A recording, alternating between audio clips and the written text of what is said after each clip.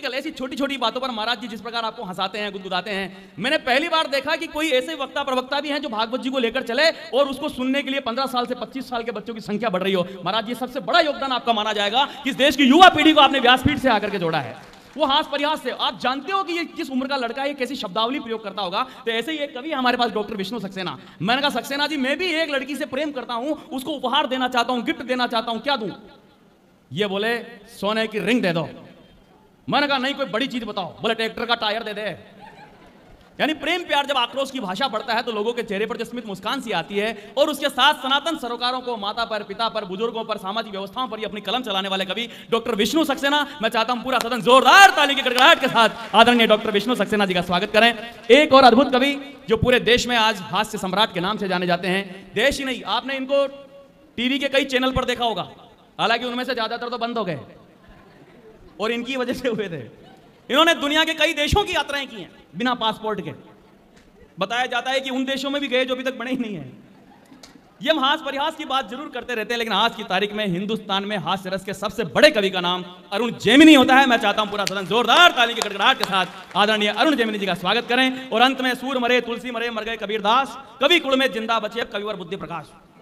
आपकी आंखों में शर्म और हाथों में कुछ शक्ति बची हो तो कुछ तालियां इस ब्राह्मण के लिए भी बजा। बहुत अच्छा लग रहा है महाराज जी कि आपने दुनिया के सर्वाधिक दुखी जीवों को हंसाने के लिए हास्यरस के कवियों को यहां पर बुलाया है। हम तो समझते हैं आज हमारा सबसे बड़ा तीर्थ होने जा रहा है। अगर एक भी दुखी माता बहन के चेहरे पर हम मुस्कान ले आए तो हमारे जीवन का सबसे बड़ा तीर्थ आज यही कहलाएगा जो आपके आश्रम गौरी गोपाल आश्रम में हो रहा है। आइए, कितने अच्छे श्रोता हैं। अब मैं 2-3 प्रार्थनाएं आपसे करूंगा। हम जब कवि सम्मेलन को प्रारंभ करते हैं तो सबसे पहले मां वीणा पाणी का स्मरण करते हैं। 4 पंक्तियां मां सरस्वती के चरणारविंद में अर्पित करता हूं कि मुस्कुराती जिंदगानी चाहिए। क्या मांगते हैं हम जगदम्बा से? रोती बिलखती जिंदगी नहीं मांगते, मुस्कुराती जिंदगानी चाहिए, जीवन में ऐसी रवानी चाहिए, ये सारी दुनिया अपनी हो सकती है, बस एक उसकी मेहरबानी चाहिए, बस एक उसकी मेहरबानी चाहिए। बहुत बरसों बाद महाराज जी इतने अच्छे श्रोता मिले जिनको कहना नहीं पड़ रहा कि ताली बजाओ, इतने अच्छे श्रोता मिले जिनको कहना नहीं पड़ रहा कि आप ठा के लगाओ, हंसो। आप बहुत ही अच्छा सुन रहे हैं, इसलिए मेरी तमाम भूमिकाएं यहां पर खत्म हो जाती है। लेकिन 2-3 प्रार्थनाएं जरूर करूंगा। जहां आहा करने की जरूरत हो आहा करना, वाह करने की जरूरत हो वाह करना, ठहाके की जरूरत हो ठहाके लगाना, तालियों की जरूरत हो तालियां बजाना, कुछ ना कुछ करते रहना और अपने जिंदा होने का सबूत देते रहना। लगना चाहिए कि कविता जनता में पढ़ी जा रही है, अजंता की गुफाओं में नहीं पढ़ी जा रही है। तो आइए, समाज में विभिन्न प्रकार की घटनाएं रोज घटती हैं, उन पर कवि कैसे देखता है, सब दृष्टि का खेल है। परम पूज्य महाराज जी आपको विभिन्न प्रकार से अपने प्रगल्पों से जोड़ते रहते हैं, कैसे भी करके आपकी पीढ़ी आने वाले समय में हमारे संस्कारों की रक्षा कर सके। इसके लिए परम पूज्य महाराज जी जिस प्रकार की समर्पित भावना से काम कर रहे हैं, आइए हम भी इसमें कुछ आहुति देना चाहते हैं। बस महाराज जी जो कहते हैं इनके शब्दों के साथ इनकी भाव भाषा, इनकी दृष्टि को समझने की कोशिश करना, क्योंकि सृष्टि में सारा खेल दृष्टि का है। हम घटनाओं को देखते किस नजरिए से हैं। बिहारी जी के मंदिर में जबरदस्त भीड़, उसी भीड़ में एक जन्मजात सूरदास जी महाराज प्रज्ञा चक्षु जिनको दिखता ही नहीं, वो भी उस भीड़ में मौजूद थे। तो किसी ने कहा सूरदास जी आप यहां कैसे? तो सूरदास जी ने क्रॉस क्वेश्चन ठोका, बोला आप यहां कैसे? तो बोले हम तो बिहारी जी के दर्शन करने आए हैं।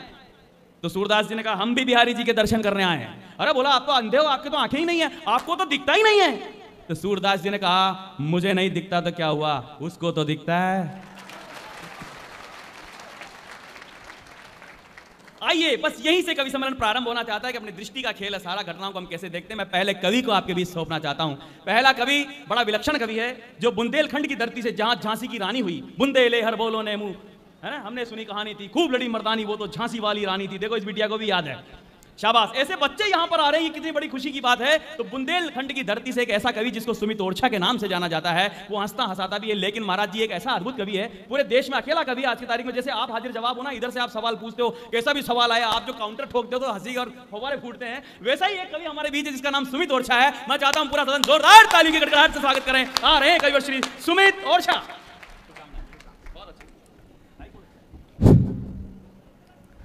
प्रणाम करता हूं मां को जिसके ईश्वर भी पैर छूता है। प्रणाम करता हूं इस देश की पावन माटी को जिसे मां भी मस्तक से लगाती है। और प्रणाम करता हूं ऐसे सपूतों को जिन्हें पाकर यह माटी भी धन्य हो जाती है। पूज्य महाराज श्री के इस आश्रम परिसर में जब से मैं आया हूं, प्रायः कवि सम्मेलन में जो कुछ बोलता हूं उससे उतर कुछ विचार चल रहे थे, उनको 4 पंक्तियों में लिखने की कोशिश की है। मैं अपना काव्य पाठ प्रारंभ करूंगा, लेकिन उससे पहले 4 पंक्तियां इस पूरे प्रकल्प के अनुष्ठान को अर्पित करना चाहता हूं। जब आया तो जो देखा, अनुभव हुआ, बस उसी से चार पंक्तियां अवतरित हुई कि दोनों हाथ से लुटा रहे दातार की तरह हैं। वाह। यहाँ का पूरा परिवेश परिवार की तरह है। तो महाराज जी जय, और जिस आत्मीयता के साथ माताएं महाराज जी से आलिंगन कर रही थी, उनको गले से लगा रही थी, मेरा बेटा आ गया, उस पूरे भाव को चार पंक्तियों में कहने की कोशिश की है कि यहाँ का पूरा परिवेश परिवार की तरह है। आपके भाव स्वभाव प्रभाव से अनुभव हुआ है, आपका यह किरदार तो अवतार की तरह है। आपका ये, लेकिन यह सनातन धर्म का वह युग चल रहा है जहां पर सनातन धर्म की आभावी प्रज्ञा भी पूरे उन्माद के साथ पूरे व्योम में छा रही है, तो कुतर्क शक्तियां भी सनातन के विपक्ष में खड़े होकर अपना काम कर रही हैं। तो ये कुतर्की हमसे कहने लगे, बोले ये कलयुग में आप जो मनुष्यों को भगवान बना देते हो, अवतार बना देते हो, ये कवियों की अतिशयोक्ति है। मैं तर्क का कवि हूं, मैंने चार पंक्तियां कही, अगर आप में से किसी के मन में भी ये लगा हो कि इन्होंने अतिशयोक्ति में महाराज जी के समक्ष चूंकि आ जाए इसलिए ऐसा कह दिया, तो मैं चार पंक्तियां और अपनी सफाई में कह रहा हूं कि उजाला बांटते हैं तो दिनमान का कर रहे हैं, उजाला बांटते हैं तो दिनमान का कर रहे हैं, जीव और जगत के कल्याण का कर रहे हैं। चौथी पंक्ति, अगर आप मेरे तर्क से सहमत हो तो ही मुझे प्रारंभ करिएगा और तालियां बजाइएगा कि उजाला बांटते हैं तो दिनमान का कर रहे हैं, जीव और जगत के कल्याण का कर रहे हैं। मैं जानता हूं ये इंसान है, भगवान नहीं, पर काम तो वो भगवान का कर रहे हैं। भाई क्या कह दिया सुमित तुमने। विप्रधेनु सुर संत हित लीन मनुज अवतार, जिस काम के लिए परमात्मा वैकुंठ छोड़ करके आते हैं, अगर कोई 34 वर्ष का नौजवान अपनी सारे संसारी प्रज्ञा, सारी साधना, सारी शक्ति, सारा सामर्थ्य झोंक करके 299 माताओं के चरणों में अर्पित कर रहा है, तो देश के पूरे समूचे प्यार पर तो उनका अधिकार बनता ही है। एक बार पूरा सदन पूज्य महाराज श्री के इस कृतित्व साधना को प्रणाम करें। हम उनके इस धाम पर आकर के, इस स्थान पर आकर के अपने आप को अर्पित कर रहे हैं उनके चरणों में। निश्चित रूप से इस सेवा का ऐसा साकार स्वरूप देख करके मन में बहुत सारे भाव हैं। मैं मूलतः देश की राष्ट्र चेतना का कवि हूं, और अभी जब युद्ध हो रहा था, सारी चीजें चल रही थी बॉर्डर पर, और अचानक से विराम हो गया, तो फिर कुतर्की जागृत हो गए। जो लोग फेसबुक पर 2 दिन पहले लिख रहे थे कि हमें युद्ध नहीं शांति चाहिए, जैसे ही शांति हुई तो शांति के खिलाफ खड़े हो गए। बोले ये पाकिस्तान को तो ठोक देना चाहिए था, क्यों नहीं ठोका? युद्ध भारत हमला क्यों नहीं कर रहा है? और एक ने तो ये कहा, बोले कश्मीर भारत के बाप का नहीं है। मैं तो तर्क का आदमी हूं, मैंने भी कह दिया बिल्कुल नहीं है, ये तो पाकिस्तान के बाप का है। वाह। और बाप का ही रहेगा। देखो मैं 2 निवेदन करूं, अच्छा लगे तो ताली देना, और आज की बात पर आज ही ताली देना। आप आज की बात कल समझे और कल कहीं पर तालियां बजाते हुए पाए गए तो मेरा तो कुछ नहीं है, आपको ही लोग गलत समझेंगे। और अपने हिस्से की तालियां आप खुद ही बजा लेना, ये मत सोचना कि मेरी माताजी बजा रही हैं तो मैं क्यों बजाऊं, चाचा बजा रहे हैं तो भतीजा क्यों बजाए। आपके हिस्से का काम आप स्वयं करना, क्योंकि इसी चक्कर में 400 पार नहीं हुए। क्या बात है। लोग सोच रहे थे कि दूसरा कर रहा होगा। तो किसी ने कहा कि हमला क्यों नहीं कर रहा है भारत पर, भारत पाकिस्तान पर। हमने कहा कि नाजायज संतानों को स्वीकार नहीं करते हैं हम, और बात बराबर की ना हो तो वार नहीं करते हैं हम। बात बराबर की ना हो तो वार नहीं करते हैं हम। युद्ध तो दो सम शक्तियों के बीच का संघर्ष है। बार गर करने लगे तो शत्रु सम नर्तन करेंगे, काल का विकराल तांडव देखकर क्रंदन करेंगे। युद्ध 2 समशक्तियों के बीच का संघर्ष है। युद्ध उससे क्या हमारा, हम तो बस मर्दन करेंगे। युद्ध हमसे क्या हमारा, हम तो बस मर्दन करेंगे। लेकिन ऐसे नहीं होगा युद्ध, तालियां बजाने से युद्ध नहीं होगा, तालियां बजाने से आतंकवाद नहीं मिटेगा। 4 पंक्तियां दायित्व बोध की पढ़ रहा हूं पूज्य महाराज श्री के इस व्यासपीठ के पावन पुनीत मंच से, कि जो भी हमसे युद्ध लड़ेगा महंगा उसे पड़ेगा तब। केवल सैनिक नहीं लड़ेंगे, पूरा देश लड़ेगा जब। वाह वाह। केवल सैनिक नहीं लड़ेंगे। भाई साहब आप ताली क्यों नहीं बजा रहे, सफेद शर्ट वाले? आप बजा तो लेते हो कि नहीं? तो बजा के दिखाओ एक बार। ये आसान काम है, कई लोग इतना आसान काम भी नहीं कर पाते, फिर उनके सब काम जीवन भर दूसरे ही करते हैं। जो भी हमसे युद्ध लड़ेगा महंगा उसे पड़ेगा तब। केवल सैनिक नहीं लड़ेंगे, पूरा देश लड़ेगा जब। सैनिक सिकन ना आने देंगे भारत माँ के माथे में, पर हम भी अपना धन सौंपेंगे सारा देश के खाते में। और कोई बेटा ऐसे भी अपना कर्तव्य निभाए अब, सीमा पर लड़ते सैनिक को यह विश्वास दिलाए अब। क्या विश्वास दिलाना है? कि उनके बच्चों के सपनों में कमी नहीं होने देंगे, बूढ़ी माँ की आंखों में हम नमी नहीं होने देंगे। बूढ़ी माँ की इधर तो हम आपसे अपेक्षा कर रहे हैं कि आप सैनिकों की माओं को विश्वास दिलाएं, पर अफसोस होता है कहां हमसे कमी हो गई संस्कारों में, कि ऐसे भी औलादें पैदा हो गई जो अपनी माओं को गौरी गोपाल आश्रम में छोड़ जाते हैं या किसी स्टेशन पर छोड़ जाते हैं। 4-4 वर्ष हो गए अपनी माओं को उन्होंने फोन तक नहीं किया है। लेकिन भारत, धन्य है भारत कि उस धरती पर अनिरुद्ध दास जी जैसे महाराज जी भी प्रकट होते हैं, जो उन माओं को अपनी माँ बना करके ऐसे पुण्य काम में आपकी सहभागिता कितनी हो सकती है, उन्हीं लोगों से अपेक्षा है कि उनके बच्चों के सपनों में कमी नहीं होने देंगे, बूढ़ी माँ की आंखों में हम नमी नहीं होने देंगे, बहनें भी राखी बांधेंगी तभी किसी कलाई को पहली राखी जब भेजेंगी वो सरहद के भाई को, और बच्चे भी जय हिंद कहेंगे। देश का उन्नत माथा होगा, उस दिन अपना भारत सच में जग का भाग्य विधाता होगा, उस दिन अपना भारत सच में जग का भाग्य विधाता होगा। तनाव बिल्कुल नहीं लेना, क्योंकि आपने वो काम कर दिया है जिसके बाद तनाव की जरूरत नहीं है। अभी मैं राजनीतिक आदमी नहीं हूं, राजनीति पर कोई बात नहीं करूंगा, पर दो आदमी ट्रेन में लड़ रहे थे, एक भाजपाई था एक कांग्रेसी था। भाजपाई कह रहा था कि 370 धारा हमारे कारण हटी, और कांग्रेसी कह रहा था कि ये 370 धारा हमारे कारण हटी। तो मैंने बीच में बचाने की कोशिश की, मैंने कहा महाराज जी, पूछा उनसे, भाजपाई से पूछा कि तुम्हारे कारण ये 370 कैसे हटी? बोले हमारे नेताओं ने हटाई, मोदी जी ने हटाई, इसलिए हमारे कारण हटी। तो मैंने कांग्रेसी से पूछा फिर तुम्हारे कारण कैसे हटी? बोले अगर हमारे वाले लगाते नहीं तो ये कैसे हटाते हैं? इसलिए राजनीति पर कोई टिप्पणी नहीं करूंगा। 2014 में मुझसे अभी किसी ने कहा कि आप सरकार के पक्ष में बहुत बोलते हो, कभी तो असली वो होता है जो सरकार के विपक्ष में बोले, आप असली कभी नहीं हो।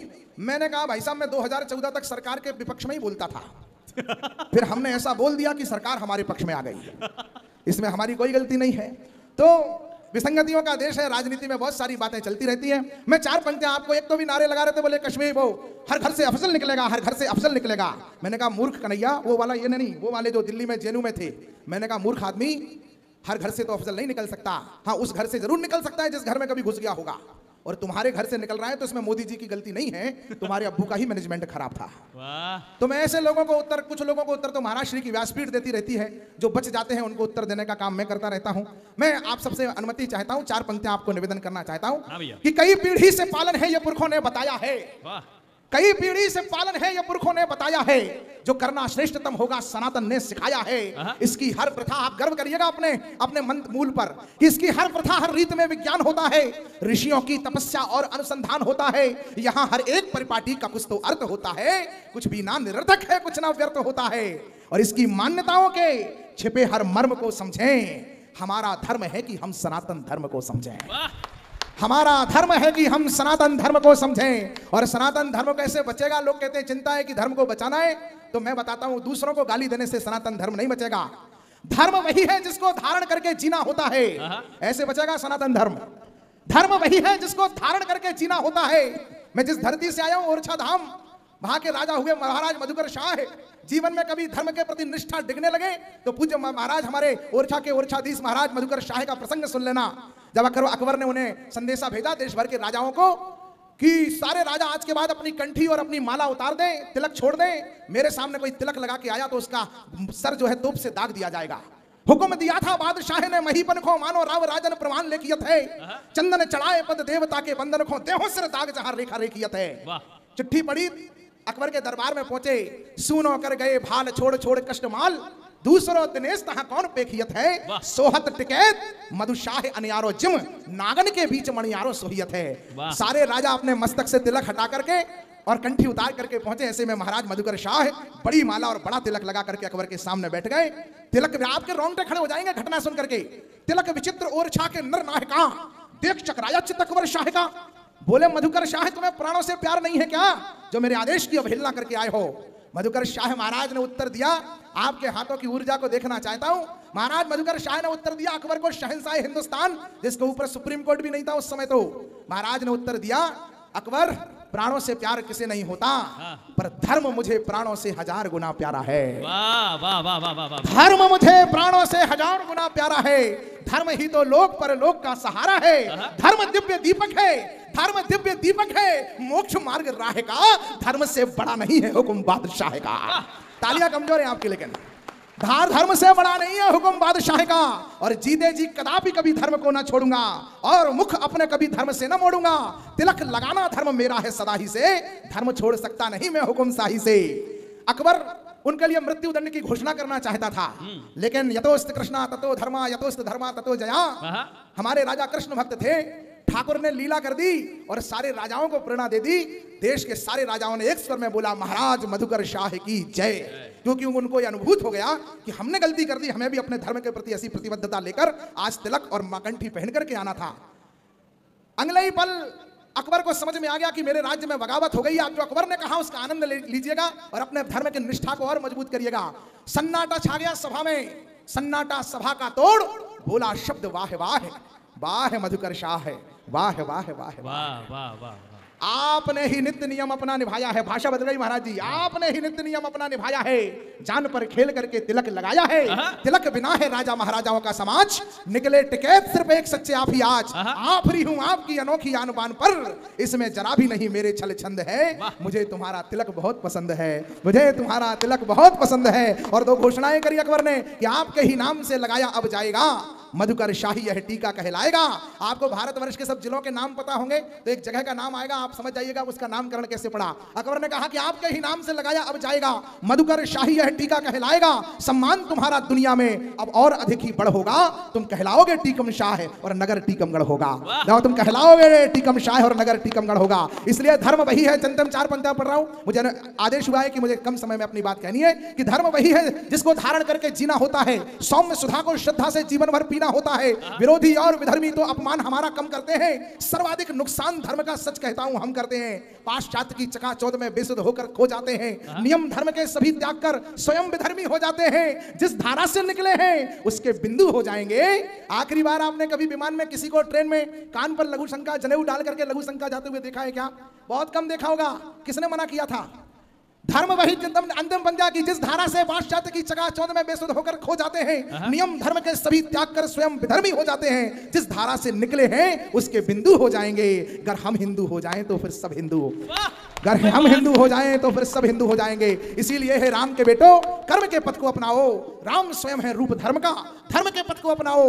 वरना ट्रेन में किसी स्टेशन प्लेटफॉर्म पर खड़ा था, एक पूज्य महाराज जी बैठे थे, रामचरितमानस पढ़ रहे थे, एक नौजवान ने जो अपनी पत्नी के साथ घूमने के लिए जा रहे थे, उन्होंने महाराज जी से मनोरंजन कर लिया। महाराज जी ये पोथी कितनी बार पढ़ ली? महाराज जी ने कहा 182 बार। बोले क्या है ऐसा इस पोथी में कि 182 बार पढ़ ली? इतनी देर में ट्रेन आई, मैं चढ़ा, महाराज जी चढ़े, वो भाई साहब चढ़े, सामान चढ़ा, पर वंदे भारत ट्रेन थी, गेट बंद हो गया, तो भाभी जी रह गई। अब वो देख रहे थे कि कहां पर जाएं, और वो जाके चैन खींचे, इतने में महाराज जी ने पकड़ लिया। बोले बेटा तुम मुझसे पूछ रहे थे कि इस पोथी में क्या है? बेटा इस पोथी में क्या है ये तो मुझे नहीं पता, पर इस पोथी में क्या नहीं है ये भी नहीं पता। अगर तुमने ये पोथी पढ़ी होती तो तुम्हारी पत्नी स्टेशन पर नहीं छूटती। बोले ऐसा क्या लिखा है इसमें? बोले इसमें लिखा है सिया चढ़ाए चढ़े रघुराई। तो क्या नहीं है राम कथा में? लोग पूछते हैं, मैं राम जी की नगरी से आया हूं, अंतिम 4 कुछ पंक्तियां आपके बीच में। क्या है राम कथा? 90 सेकंड की एक राम कथा सुना करके आपके बीच से जाता हूं कि मत पूछना कि क्या है इस कथा में, सोचना कि क्या नहीं है इस पावन प्रथा में। वेद पुराणों का सार है इस कथा में, समाया सारा संसार है इस कथा में, समाज शास्त्र की संकल्पना है इस कथा में, कर्तव्य पूर्ण जीवन की कल्पना है इस कथा में, मित्रता के मंत्र है इस कथा में, विज्ञान के अकल्पित यंत्र है इस कथा में, परिवार का प्रबंधन है इस कथा में, स्नेह का सुबंधन है इस कथा में, नीति शास्त्र की नीतियां है इस कथा में, अनुकरणीय योग रीतियां है इस कथा में, दर्शन शास्त्र का दर्शन है इस कथा में, जीवन पथ का प्रदर्शन है इस कथा में, अध्यात्म की अवधारणा है इस कथा में, धर्मयुक्त धारणा है इस कथा में, श्रेष्ठतम साहित्य है इस कथा में, इंदु से आदित्य है इस कथा में, प्रेम की परिणति है इस कथा में, शत्रुता की सदगति है इस कथा में, अर्पण है इस कथा में, तर्पण है इस कथा में। श्रद्धा से श्रवण करिएगा तो जानेंगे संपूर्ण जीवन का दर्पण है इस कथा में। बहुत बहुत धन्यवाद।